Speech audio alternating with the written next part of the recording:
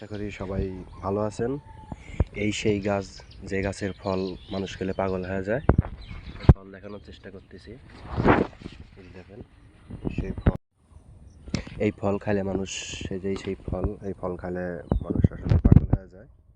তো সেই পাগল ঠিক করার জন্য আবার এই গাছের যে গোড়া আছে, এই গোড়ার শিকড় এটা বাইটে খাওয়াইলে পরে সে আবার ঠিক হয়ে যায়, সুস্থ হয়ে যায়। ফল আরও দেখানোর চেষ্টা করতেছি। এভাবে ফল এখন নাই, ফলের সিজন না, মেন সমস্যা হলো ফলের সিজন না, তারপরেও দেখানোর চেষ্টা করতেছি। এই যে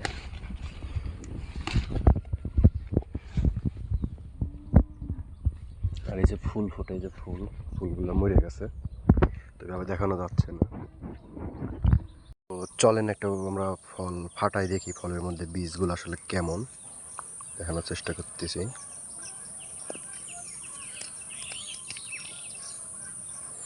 এই যে মূলত এই দানাগুলা পুক্ত হবে, পাকলে পরে আরও গাঢ় রং ধারণ করবে।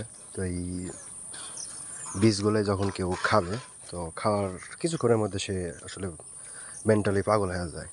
তার অনেক সমস্যা, সেন্স থাকে না, কিছু মনে করতে পারে না, আবোল তাবোল বলে। তারপর সেই গাছের যে গোড়া আছে, এটা খাইলে পরে বাইটে খাওয়াই দিলে আবার সে সুস্থ হয়ে যায়। এটা গ্রামে আসলে প্রচলন আছে এখনও। আমার জানা মতে কেউ এখনও ট্রাই করছে কিনা জানি না। তো গ্রামের মানুষের থেকে, ময় মুরব্বীদের থেকে শোনা।